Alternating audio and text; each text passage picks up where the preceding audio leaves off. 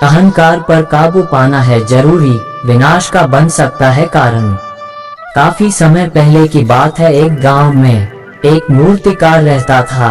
वह मूर्तिकला से बेहद प्रेम करता था और इसी के चलते उसने अपना पूरा जीवन मूर्तिकला को समर्पित कर दिया था। वह इतना ज्यादा पारंगत हो गया था कि वो जो भी मूर्ति बनाता था वो जीवंत प्रतीत होती थी।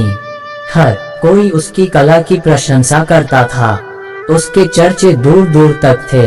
अपनी इतनी प्रसिद्धि देख उस मूर्तिकार में अहंकार आ गया। इस भावना में वो खुद को सर्वश्रेष्ठ मूर्तिकार मानने लगा। उम्र बढ़ती गई और जब उसका आखिरी समय पास आ गया तब वह मृत्यु से बचने की युक्ति सोचने लगा। वह चाहता था कि वो यमदूत की नजर से बच जाए। अंत में उसे एक युक्ति सूझी। उसने अपनी बेमिसाल मूर्तिकला का प्रदर्शन करते हुए 10 ऐसी मूर्तियों का निर्माण किया जो दिखने में एकदम उसके जैसी थीं। मूर्तियां दिखने में इतनी जीवंत प्रतीत हो रही थी कि कोई यह नहीं कह सकता था कि मूर्तिकार कौन है और मूर्ति कौन सी है। मूर्तिकार उन मूर्तियों के बीच जाकर बैठ गया। उनमें से मूर्तिकार को पहचानना मुश्किल था। फिर यमदूत उसके प्राण हरने पहुँचे, लेकिन वो 11 एक जैसी मूर्तियों को देख अचंभित हो गए।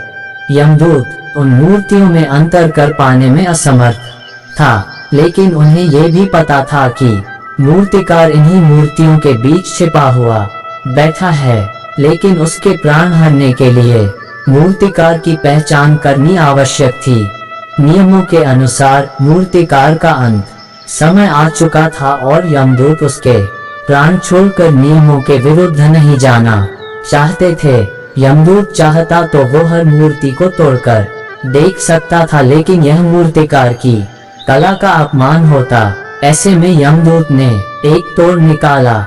यमदूत को ये पता था कि मूर्तिकार बहुत अहंकारी है।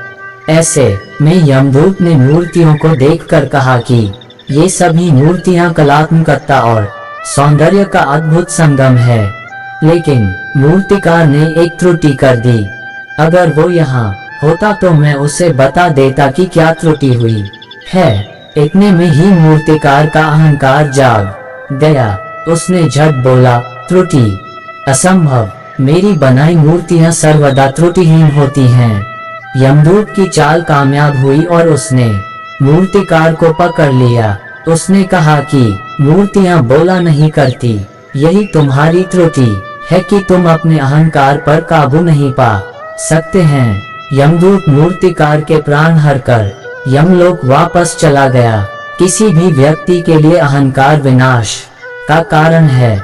ऐसे में व्यक्ति को अपने अहंकार पर काबू पानी चाहिए।